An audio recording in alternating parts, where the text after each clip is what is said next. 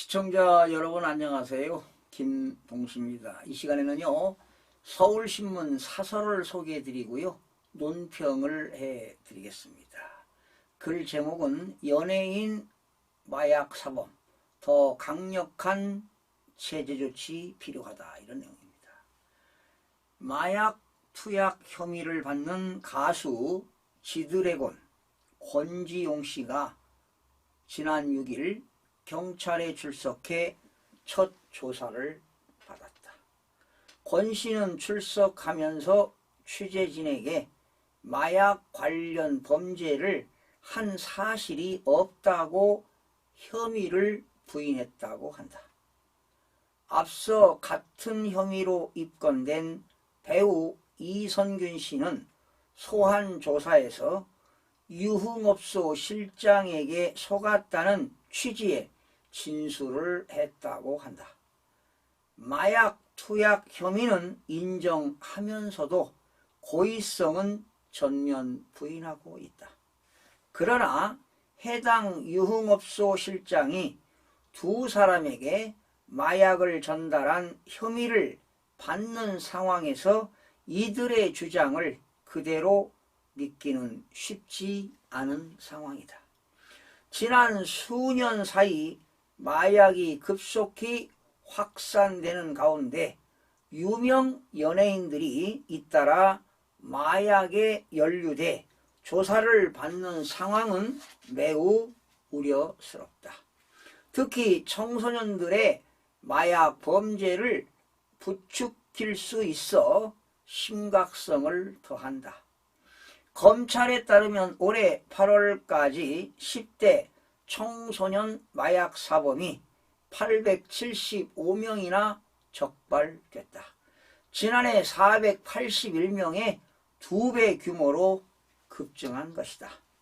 전체 마약 사범도 18,187명이 적발돼 이미 지난해 전체 규모 18,395명에 육박했다. 한데도 연예인 마약 사범에 대한 처벌이나 사회적 제재는 지나치게 관용적이다. 마약 사건이 터지면 잠시 떠들썩할 뿐 사법처벌은 대부분 집행유예나 금고형에 그친다. 최근 수년간 마약 혐의로 실형을 받은 연예인은 작곡가 논스파이크 김민수 씨 정도다. 이들은 재력을 동원해 사법처벌 수위를 최소한으로 낮춘다. 미디어의 책임도 크다. 하정우, 신동엽, 주지훈 씨 등 대부분의 마약 연예인들이 사건 후 1, 2년 만에 방송이나 영화에 복귀해 아무렇지도 않게 활동하고 있다. 이런 모습을 보면서 청소년들이 마약을 과연 얼마나 심각하게 생각할지 의문이다.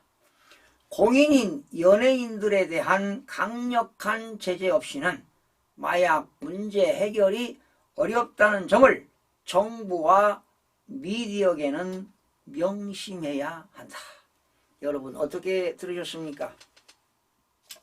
마약은요, 나 자신을 비롯해 함께 살아가는 공동체, 그래서 국가를 무너뜨리는 인류 공동의 적이라고 볼 수 있습니다.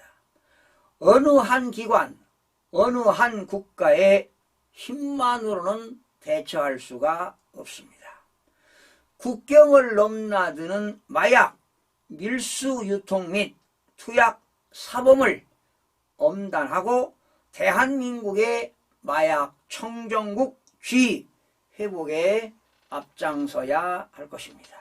또한 마약 범죄로 이익을 볼 수 없도록 범죄 수익을 함께 철저하게 환수해야 할 것으로 보입니다. 시청해주신 여러분 고맙습니다. 다음 시간에 뵙겠습니다.